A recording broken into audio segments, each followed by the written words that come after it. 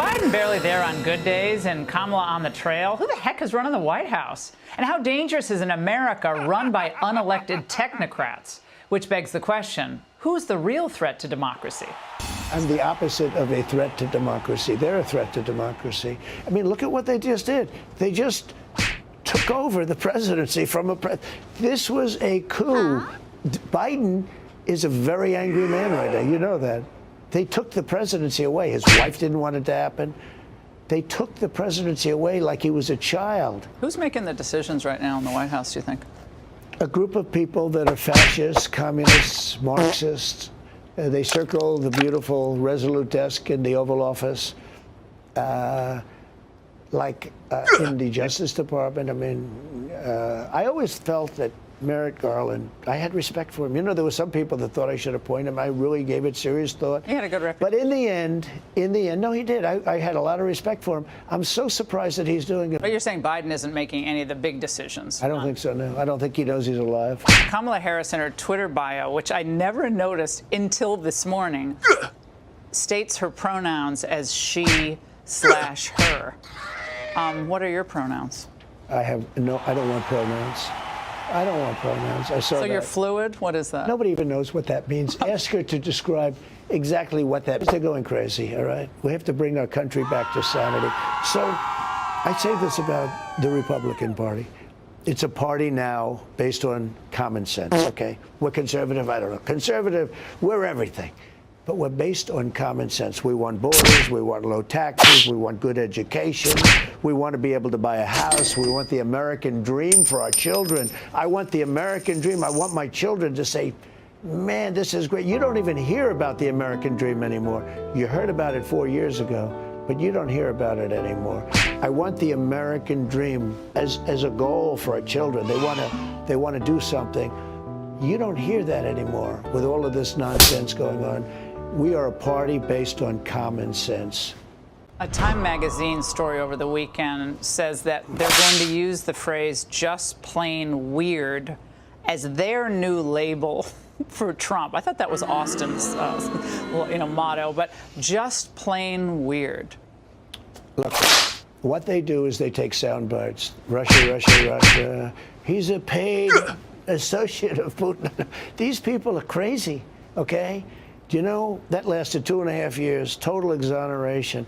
They went through millions of phone calls. They didn't have one call to Russia. The whole thing was a con job. And everything about them. Look at Biden. He said he'll challenge me to golf. I'm a very good golfer. He's a terrible golfer. This guy can't hit a ball 30 yards. You saw those men downstairs, those policemen. They're screaming at me, hit a shot, hit a shot. And I hit a nice 7-iron right next to the pin. Biden wouldn't do that. He couldn't hit the ball 15 yards. I mean, what is this just plain weird? Listen, American families? The whole thing is a con job. Just plain weird. You know who's plain weird? She's plain weird. She's a weird person. Look at her past. Look at what she does. And look at what she used to say about herself, and I won't get into it, what she used to say and who she was compared to what she said starting at about 2016. She became a totally different person, only for political reasons. Black women, Kamala Harris believes she can mobilize them. She is mobilizing activists quite well, I think, across the country. What do you say to them tonight about how life will improve for them under a second Trump administration? If you have her, you're going to have very unsafe streets. You're going to have millions of people coming in, taking your job and your husband's job. Remember this. Again, I said it before and I'll say it again.